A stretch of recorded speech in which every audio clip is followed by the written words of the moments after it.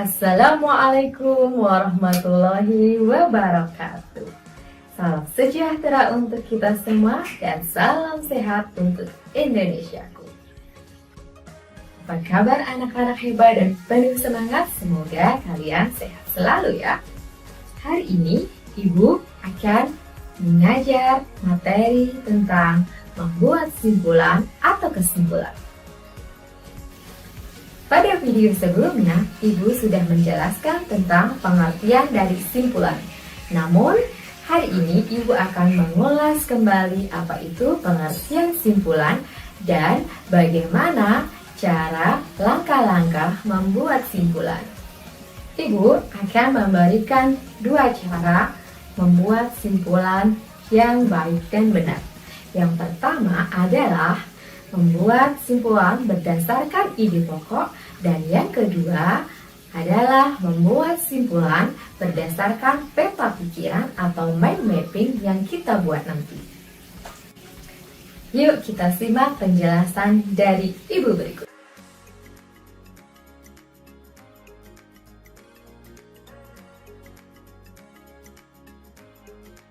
Materi pelajaran yang Ibu sampaikan hari ini adalah tentang pengertian simpulan, langkah-langkah membuat simpulan, dan membuat mind mapping atau peta pikiran.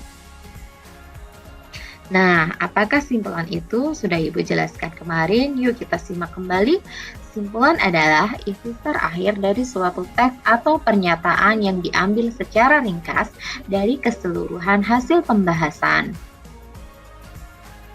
Bagaimana langkah-langkah membuat simpulan? Yuk kita simak slide berikut. Yang pertama adalah bacalah teks secara keseluruhan. Yang kedua, mencari tahu kalimat atau kata apa yang sering diulang dan sering dijabarkan. Yang ketiga, temukan ide pokok atau informasi inti yang penting pada teks tiap paragraf. Yang keempat, hubungkan semua informasi penting menjadi satu pernyataan akhir. Itu tadi langkah-langkahnya ya. Sekarang kita baca dulu ya teks berikut. Beta-karotin atau vitamin A merupakan zat gizi penting yang diperlukan mata. Zat ini memang tidak dapat menyembuhkan kebutaan, tapi dapat memperbaiki kondisi mata akibat kekurangan vitamin A. Sifatnya yang antioksidan dapat mencegah penyakit katarak yang kerap menimpa para lansia. Untuk itu, anak-anak perlu mengonsumsi beta-karotin sejak dini. Nah, anak-anak, dari sini kita bisa mengambil ide pokok dari teks ini. Manakah kalimat utamanya? Kalimat utamanya adalah terletak pada kalimat pertama. Karena di kalimat kedua dan seterusnya, Ibu sudah tandai warna merah yaitu ada zat ini, sifatnya itu merupakan kalimat penjelas. Dan ide pokok itu adalah ringkasan dari keseluruhan kalimat utama atau keseluruhan teks. Sehingga dapat kita temukan ide pokoknya yaitu beta-karotin atau vitamin A merupakan zat gizi penting yang diperlukan mata. Kemudian di sini Ibu memberi warna ungu pada kata untuk itu. Untuk itu adalah sebuah kata kunci untuk kesimpulan atau simpulan. Selain kata untuk itu, kita bisa juga dengan kata dengan demikian, hal tersebut, maka dari itu, oleh sebab itu. Nah, itu kata-kata kunci untuk sebuah simpulan ya anak-anak. Kira-kira apa ya kesimpulannya?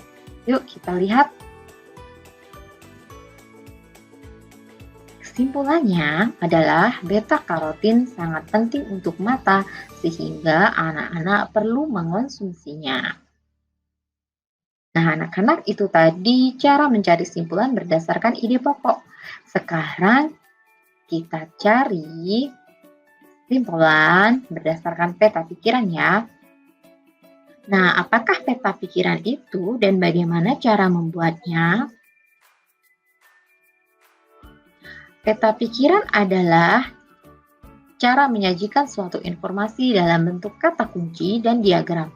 Peta pikiran dapat disebut juga mind map atau mind mapping.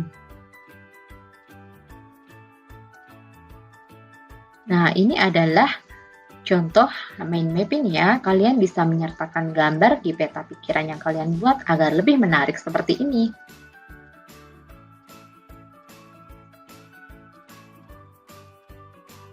Ini juga adalah contoh mind map atau peta pikiran tentang sistem organ manusia. Nah, sekarang bagaimana sih cara langkah-langkah membuat mind map? Yang pertama, kita harus baca atau membaca teks secara keseluruhan.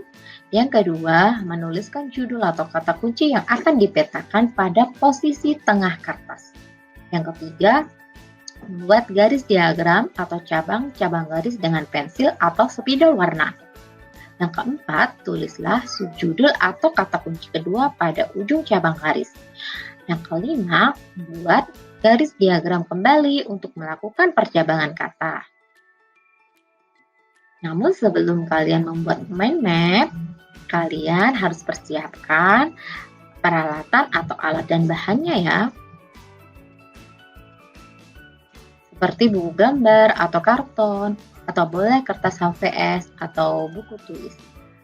Selanjutnya, kalian juga mempersiapkan penggaris jika diperlukan, dan mempersiapkan spidol warna-warni atau pensil warna atau krayon juga boleh, dan gambar pendukung agar lebih menarik lagi peta pikiran kalian. Nah, ini hasil karya teman-temanmu tahun lalu. Cukup keren bukan? Jangan lupa setelah membuat mind map, kalian tulis kesimpulannya atau simpulannya di kertas sebaliknya atau di kertas yang masih ada sisa untuk menulis.